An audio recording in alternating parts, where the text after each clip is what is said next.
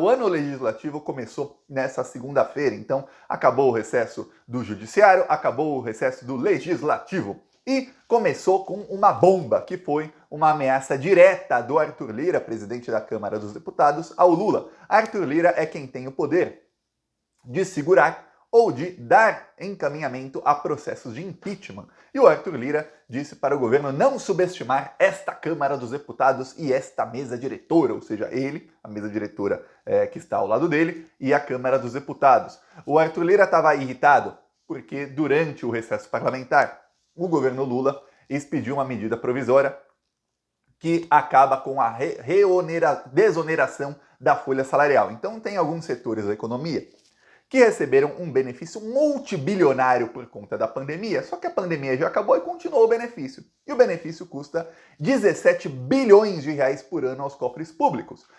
Os mais beneficiados são empresários multimilionários ou bilionários, que são os maiores patrocinadores da imprensa.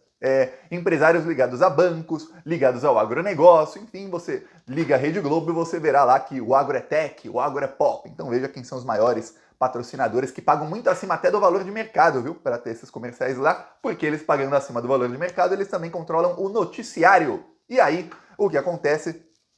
A imprensa toda detonou o Lula em dezembro, quando o Lula expediu essa medida provisória. Só que não era esse o real problema do Arthur Lira com o Lula, não. Isso era o que estava assim para todo mundo ver, só que a gente tem que cavar mais fundo para achar qual é o cerne do problema. Pois bem, o problema é o seguinte.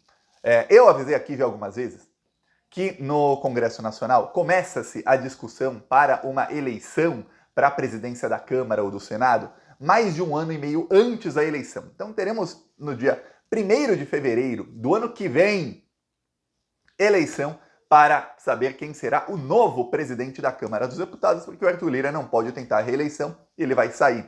Também no Senado vai ter uma eleição, mas lá já está meio apaziguado, todo mundo sabe que quem vai ganhar é o Davi Alcolumbre, que é aliado tanto da direita como da esquerda e principalmente do atual presidente Rodrigo Pacheco, que vai apoiá-lo. Ok, então na Câmara dos Deputados está um arranca-rabo.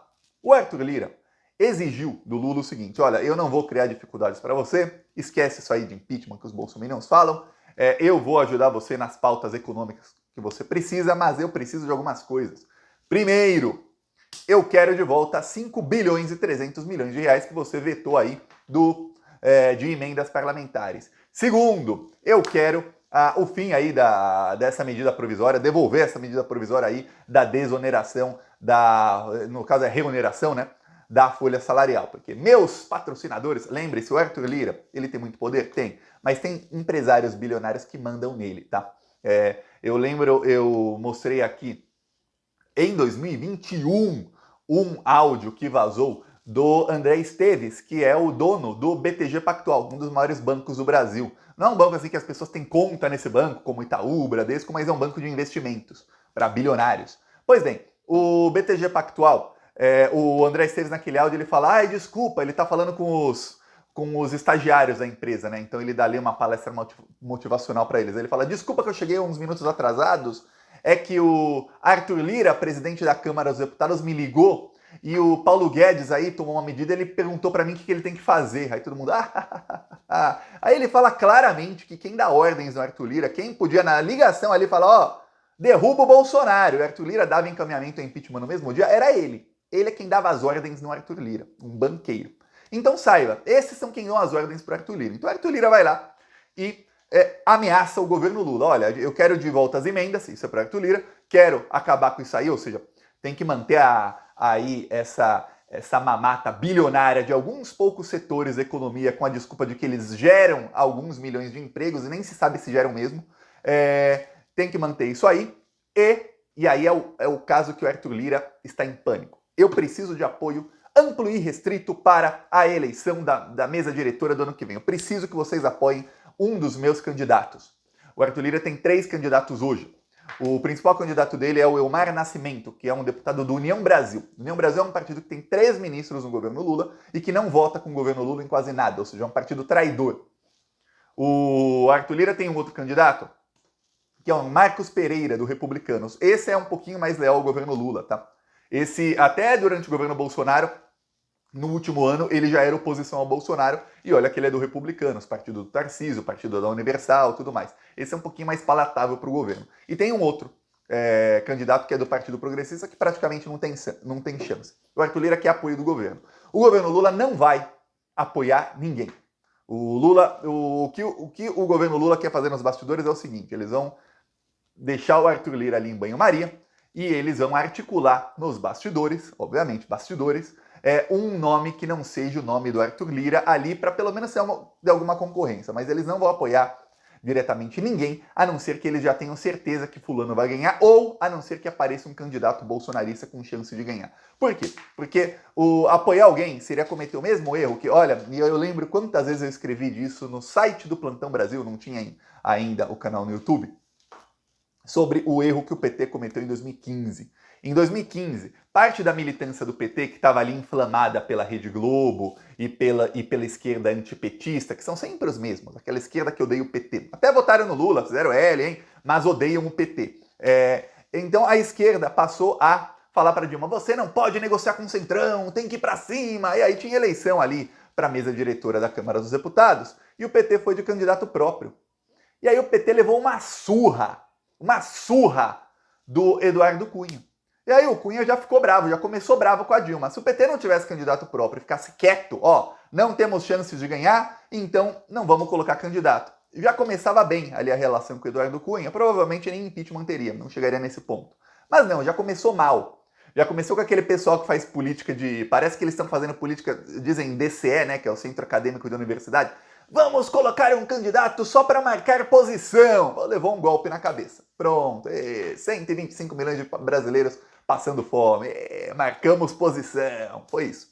Pois bem, então ali o PT aprendeu com o erro ali. A gente não pode se meter numa eleição que não depende da gente, a gente não tem maioria e a gente vai se indispor aí com quem ganhar, se apoiar alguém que perca. Então, vamos ficar nessa. Só que o Arthur Lira, ele está precisando do Lula mais do que o Lula precisa dele. É a primeira vez que isso está acontecendo. E o Lula sabe uma coisa: quanto mais o tempo passar, mais é o Arthur Lira que vai precisar do Lula e menos o Lula do Arthur Lira. Por quê, Thiago?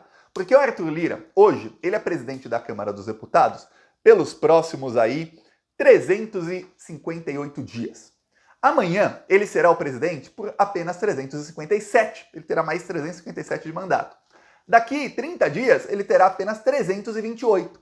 Daqui 100 dias, ele terá apenas 228 de mandato. Aí você fala: caramba, o mandato do Arthur Lira está terminando.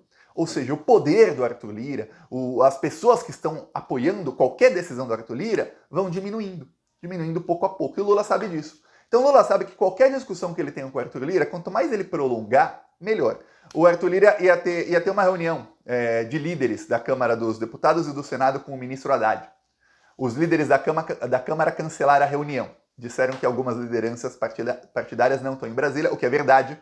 Muitas das vossas excelências já estão em seus estados para o carnaval, porque esse pessoal trabalhar não é muito forte deles, né? Então, alguns aí, líderes partidários do Centrão, não estão em Brasília, então foi cancelada a reunião. O Haddad falou com os senadores. O Arthur Lira ficou apavorado com as falas do Haddad. O Haddad disse o seguinte: o governo vai aí negociar, mas não vai ter recuo, não. Não vai recuar. Esses bilhões aí serão cortados. Se não for daqui, vai ser de outro lugar, não tem essa não.